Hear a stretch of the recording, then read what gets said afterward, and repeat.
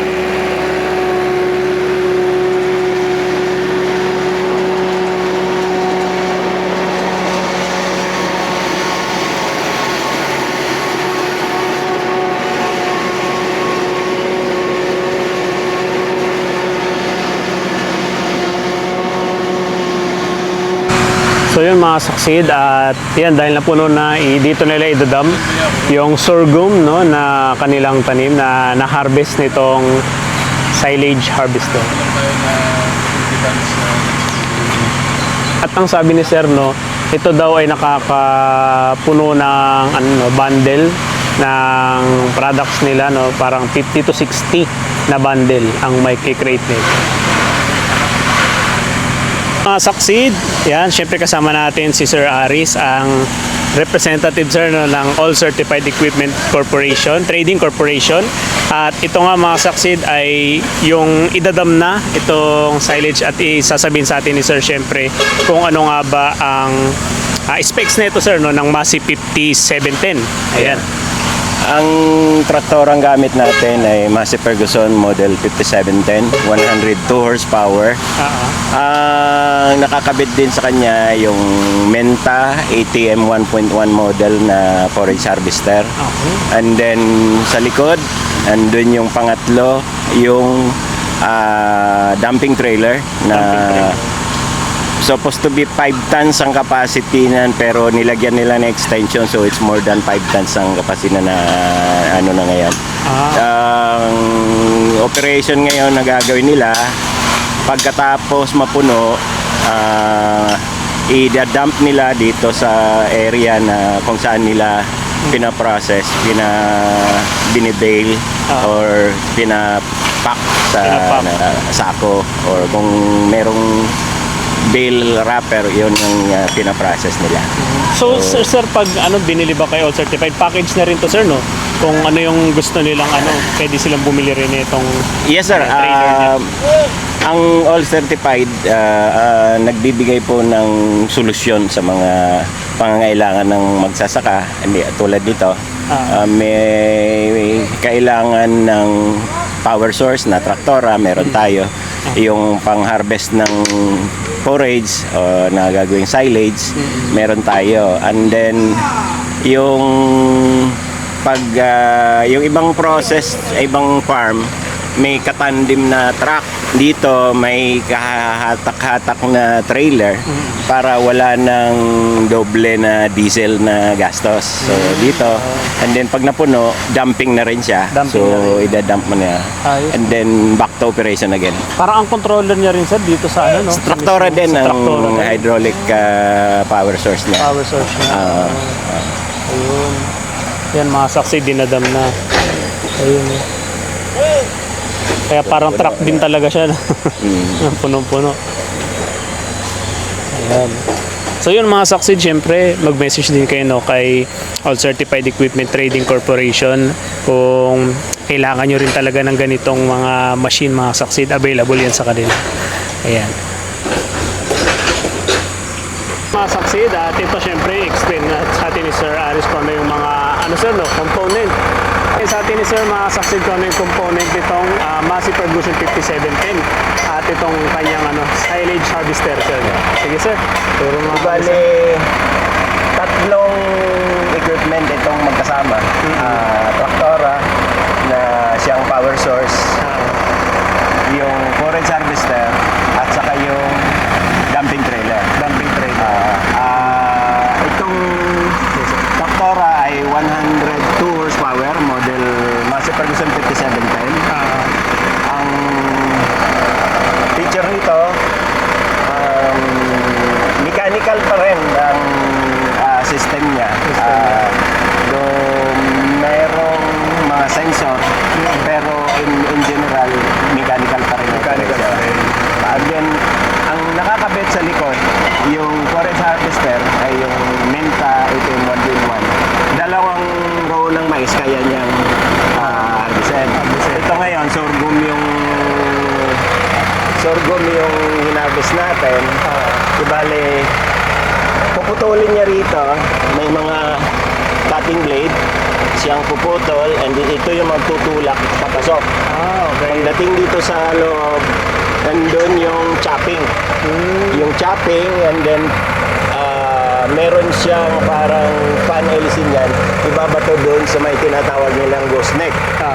And then yung ghost neck, may nakita mo may hydraulic hose. Kung gusto mong yung direction, baguhin kaliwat kanan, through operator hydraulic.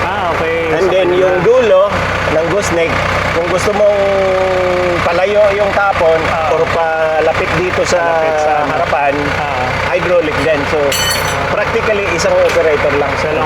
Dito lang lahat sa traktora. So yung makita mo dito,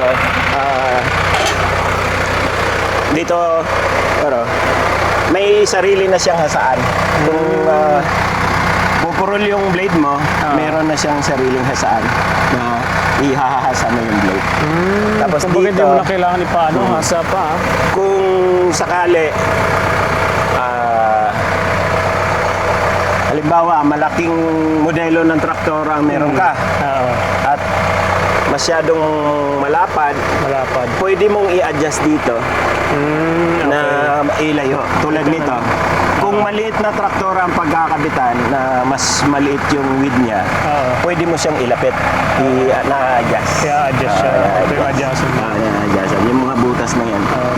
Yung pin lang, medyo nawala yata. Tapos, dito sa likod, dito kinakabit yung trailer. Doon sa kabila, pwede na yun. Dalawa. Pero actually itong dalawa na to, ito yung lower link at saka ito yung upper link. Kung sakali, halimbawa, dadaan ka sa kalsada, masikip. Pagka nandito, ang ganito yung position niya, hindi ka makakadaan. Hindi ka makakadaan. So ang gagawin ng operator, ibaba niya, iikot sa kabila, dito ikabit yung traktora, nasa likod na siya, hindi na sa gilid ng traktora. Okay. So ito yung transport mode na niya. Kumbaga malayo yung pupuntahan mo. Para hindi natanggalin pa, tapos kabit. Ikabit mo. Tapos pagdating doon, ibalik mo sa dati. Balik mo sa dati. Yun yung purpose niyan. Tapos yung hydraulic system na nagpapadump nitong trailer ay nanggagaling din sa traktora. Ang nagpapaikot nitong forage harvester ay yung power take-off din ng traktora. So isang power source lang ang kailangan. Doon na yung hydraulic power, mechanical power, andun na. Power na yun. Kumbaga all-in-one na talaga, nandiyan na sa kanya lahat. So, practically isang tao kayang i-operate ang harvesting ng forage harvester. Ayan mga succeed.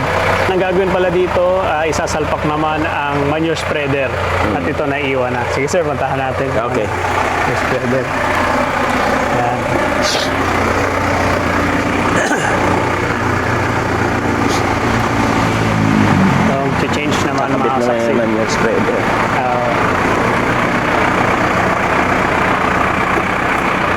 isang tao, kaya pala siyang ano sir, baklasin. Dali lang. Isang tao lang.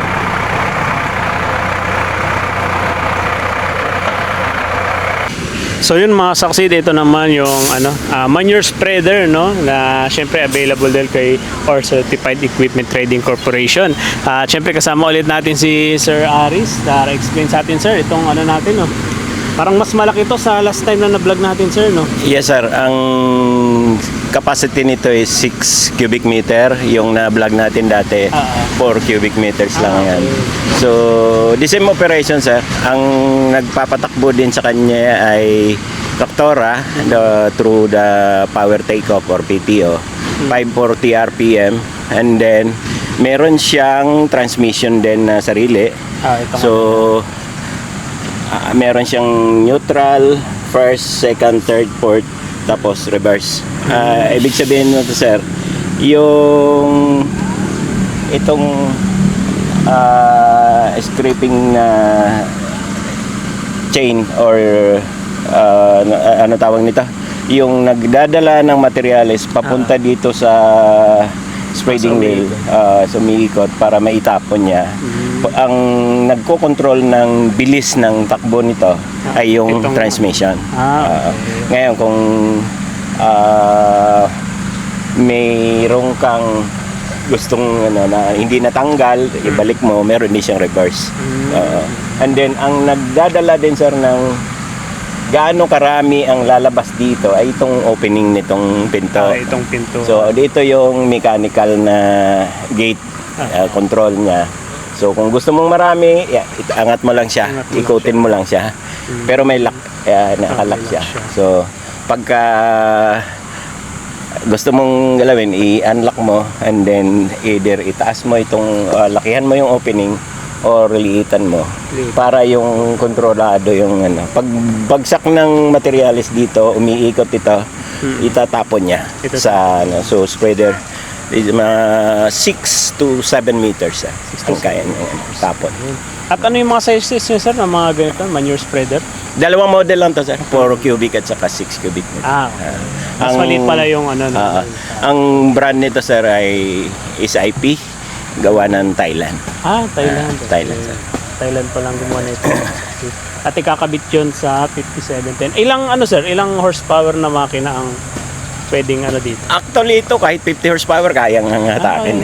Kasi ang lang naman ito, mayroon naman siyang gulong. So hatak lang, towing lang ng plus 540 RPM ng PTO ng Tractora. Kahit 50 kaya. Kaya niya. Mga saksi. 50 horsepower kaya itong 50 pataas. 50 pataas. Sa ngayon, ang gagamitin natin 102 horsepower. Kaya yan na yung nandito na ginagamit nila. Talagang malaki talaga. Tapos ito naman sir, paano nila naman to kakabit? Trailing lang siya. Parang nagkakabit ka rin ng trailer. Parang nagpakabit ka ng diretso sa trailer. Tractora. Kasi meron lang siyang drawbar na tinatawag. Hindi, pag ikabit mo lang siya doon, lagyan mo ng pin. Okay. Parang Tapos, trailer ang nagpapaikot nitong power nito, itong cardan shaft na ikakabit sa power takeoff. Okay. May tayo sa Ayan. Kakabit lang. kakabit siya. Itong nag-a-adjust pala ng sir, no? Ito yung nagpapaikot nung yung dalawang bilog at saka nagpapatakbo nung scraper niya papunta doon yung sa dalawang no? bilog. Okay.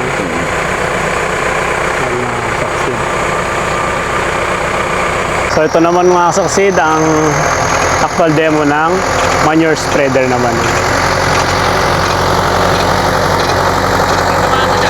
Ay, ito.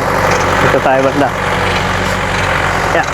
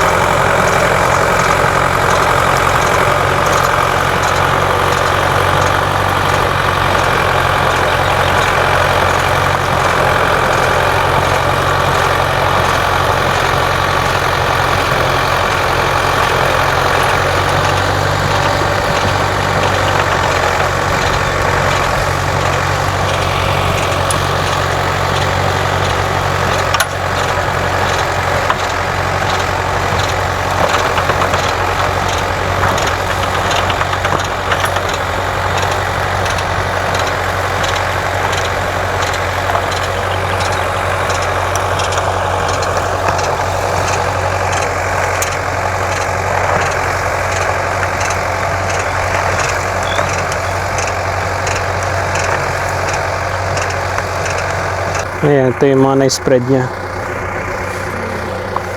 Paano Ay. Ikaw! Yan mga saksid, at ito naman yung kanilang baler, no? Nagbe-bale ng mga sorghum na kanilang produkto. At dito siya pinaprocess mga saksid. Kaya pakita natin sa inyo.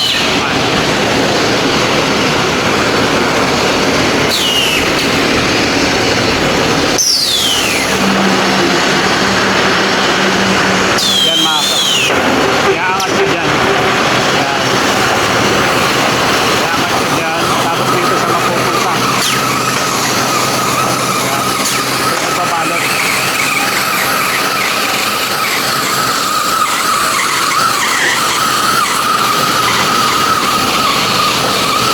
Yan mga saksid.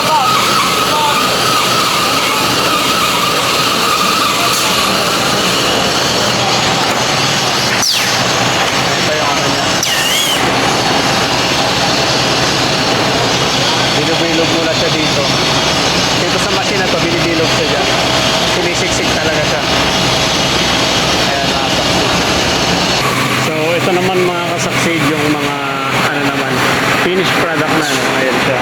Kabalot ko siya. At tumitimbang siya ng 85 no? Kilos. 80 to 100. Ayan siya mga saksid. Available yan syempre dito mga saksid sa Balonggao Integrated Farm. Sa mga nagbabaka dyan, gusto niyo ng sorghum na pagkain no, para sa inyong mga baka. Ayan, available yan mga saksid dito. Madaling bitbitin at hindi siya, kahit sa labas nyo itambak, okay lang siya. Walang problema. At pag tumunog lang kayo, pag sabihin, nabilog na yan.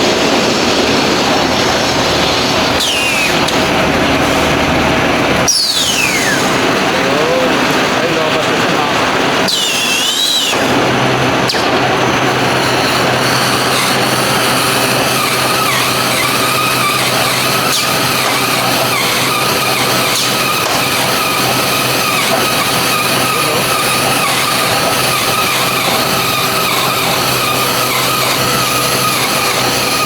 Ito, galing kaya na rito. All Certified Equipment Trading Corporation.